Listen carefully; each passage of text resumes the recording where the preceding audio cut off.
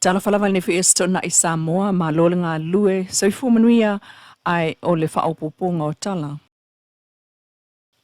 Tatou talo le sole a vel whata ua i le whailo inga le fionga le sui pāle mia, muli pola ana losa ale mundio o, ma le vasengo tustala i le umane o le fontanga al kapeneta i le Australia na nafi. Ma nisi nei o ngā whono le tātou kapeneta lua yaso le nei mo se fia i tātou ainga tustala ia mai se fol fa fon tapo ai mai o le tātou watunu. Mo mua lava ia ele to e pōmala e le tāpenanga a le tātou watunu ia walea ua tātou whaitau yaso mamasina tātou to aitau nuu i le aso mua iuni le whaamanatuina o le onus fulfatau sanga. Talu on tuto tasil tātou watunu upol tātou malo Samoa. Manato fo ele i whaingo fia sa ilinga malo tātou tua ia ua whapena ona olo o tātia mai tia sa lātou sa ili le toto ia ato no lea wa tātou ai whaliseu ia ai se ei maau mali ia ona o le lātou fo ia sa ilinga malo. Ele o mawhai la o na pū mo o ai ma tuu i lalo le whātāua le tātou tuto atasi. A tono le tuto atasi mua nei le tātou whai ngā malo fōu. Ia mamaita wina pea. Ia e pei ua le ave ia le whātāua. Ma le wha mua. Ia o le foi lau whātātia i tātou pōkalame whai unga le kāpeneta nei vai yaso. Ia ua a mata lava tātou pōkalame i le aso luas fuluiva o me. Ia po le asfaraile.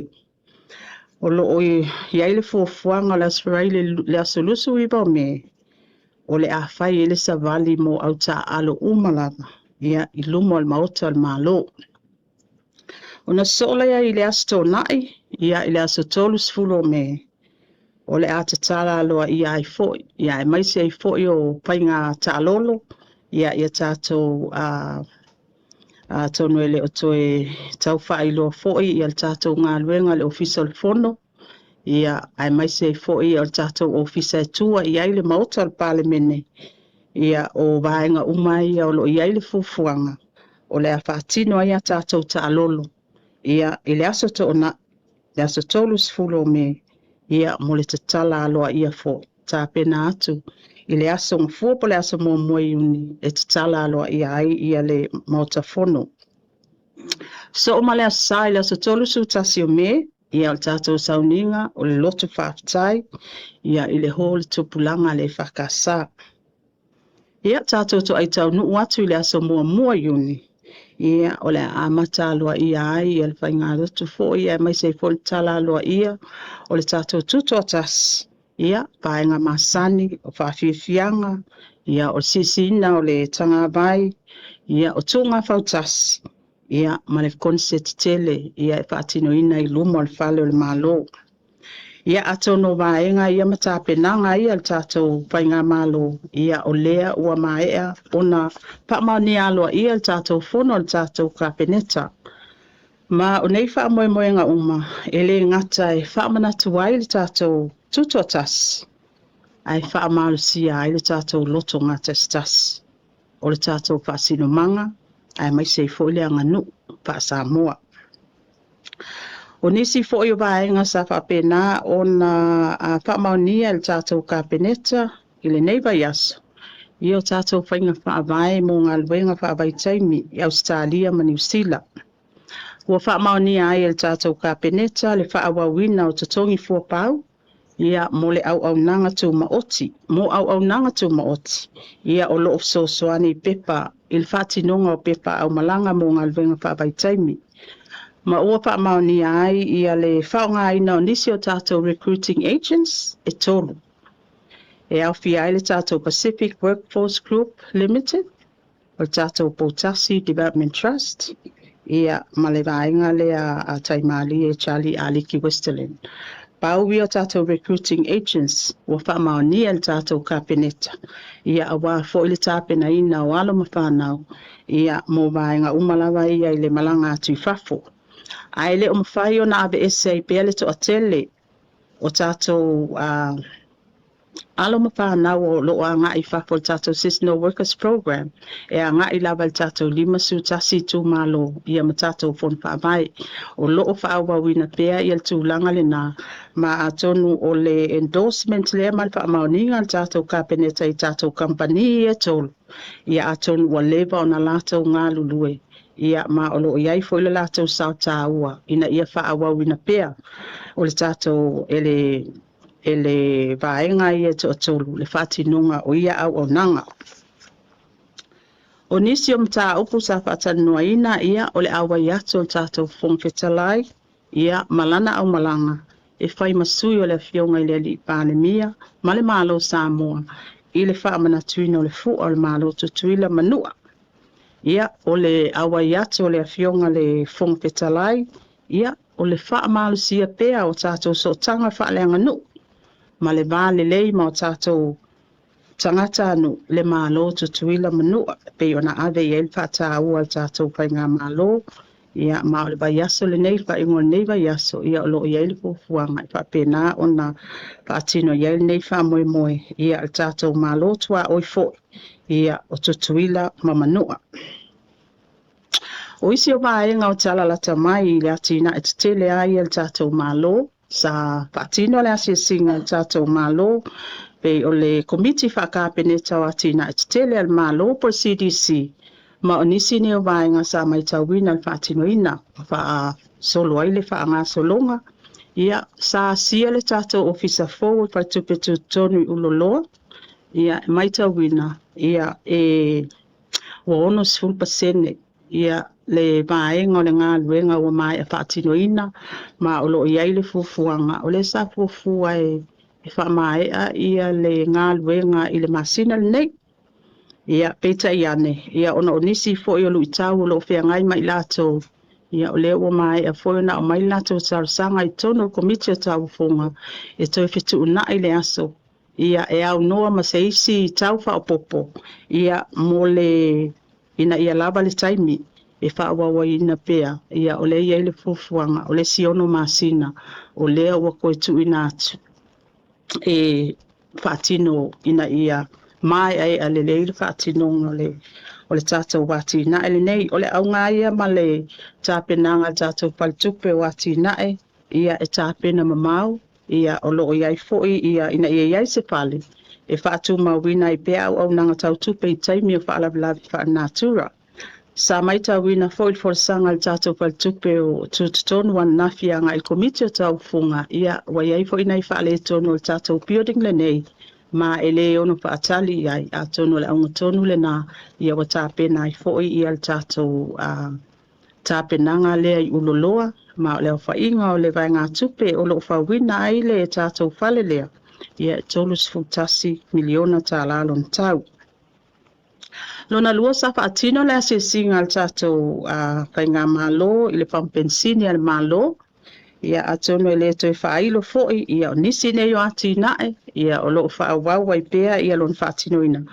talu maina te tala I tau sanga lua olu a tolu ma o loo so longa le pea o tātou pausa lea po tātou vaenga lea I pampensini al malo e anga I uma I lava ia ta abale al malo ia e utu ina ai ina ia mautinoa ia o loo anga I pea tātou ta abale nei I le tūlanga tas ma o nisi o le pampensini foi ia o loo mautinoa lava ia o loo saunia le lei foi pe malanga inga ai mai se foi fatino ina o se au nanga al malo ai mai se taimi fa la belave le tato no fuanga foi le tuana I mato o loo ia le tato electric vehicle charging station o ia nga ia foi ia tonu le te tau failo ia o feo lolo foi ta vale tato malo ia ta vale le tise ia tonu le update le sa tu ina mai mato fontanga le energy board ana fitus fulu ono le fa ingo ta vale le tise o le white tonu tato malo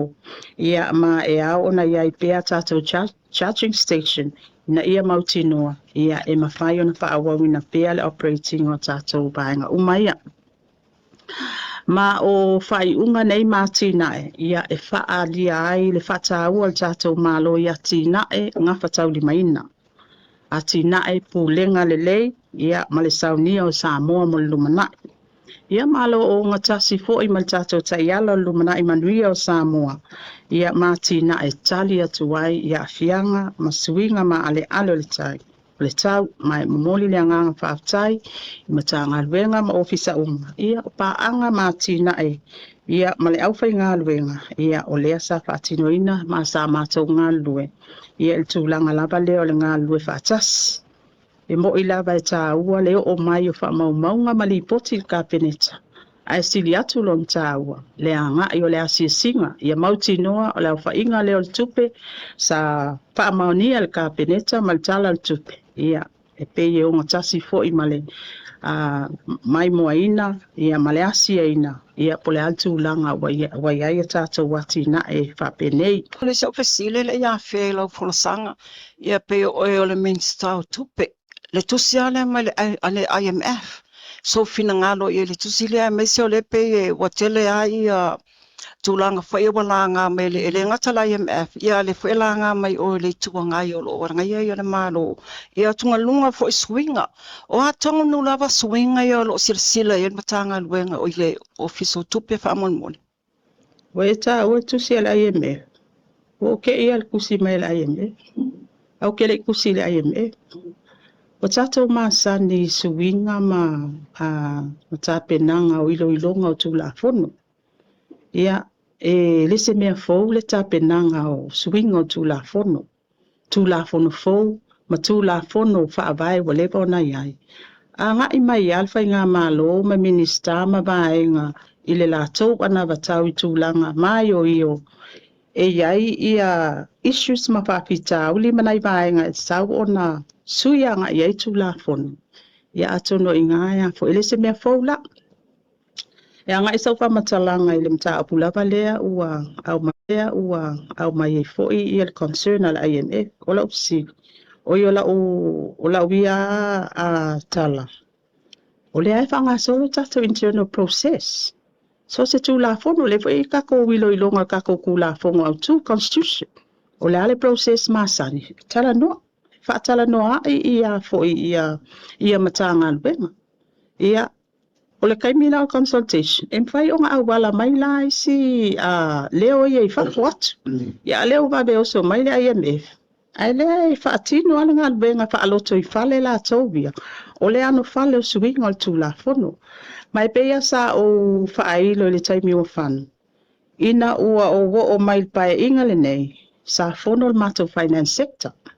Whaalulunga o mato finance sector. Sputasi. O la utala sa ave e whaamomo le mato agenda. A ngai le whaalulunga. Va ai po o atu la fono. Wai make o mai kongo le asa e tu la fono whaawalu. A ngai la. Toi au mai le ia lisi o tū la fono ngā kako portfolio sfutasi ia. Au mai la ion whaabasenga. Po le alme ave il whamomua. A tono ina lea sa au mai il tato tū la fono le blacklist. Ngai sa o tō sisila iai. O le tū la fono mua ale na ale pae inga le nei. Na o mai loa abatu ilunga le palemene. Mai il tato finance sector lea. Le alai whaasolo. O tūlanga lai tātou whalitupe tūtutonu. Ia atonu wa mai a fōi na maa tatanua ma le fionga le kōwana. I le paia inga le sa tūla ai mai e fōi teta inga le fionga le palemia ia fia mena omi. O ina sa matala ngā ai ia swinga nei. O le fōi la o mai matoi whaawau. Matoi whaawau ia swinga nei. Ma o le kako process masani e so tūla fono fōi e iloilo. Pe ai ni swinga o tūla fono. Ia leo o te I le tusi mai o le kako IMF. Ia o le IMF fo I tūlanga lava ia I vaenga umai e paanga. Ia ilo tūlanga wha minister o tupe. I te tono le malo. Oa o le kōwana le IMF. E o fo I la le kako World Bank. E o kako ADB. Ia o kele ikusi le IMF. E il kai mea kusi mulmule le IMF pe pa mautu umakako internal process o le ilo ilonga tato Central Bank Act. Ia ona faila e o le faso. Au faisinga okei. O le ilo po wainga ngaliki ai le akusi. Ia o le akusi mai le IMF. So wala o uma ngā pel pa amalam lamanga le IMF. Ia atono tātou paanga tō tino ia o tātou walewa fo ia na tātou whai paanga. Le tūlanga lava ia o tātou talo tupe ma paenga uma. E whiunga sui Palemia, mulipola ana losa ale molio o ai o talanao le nei asto na i manuia lelo atu le sāpati.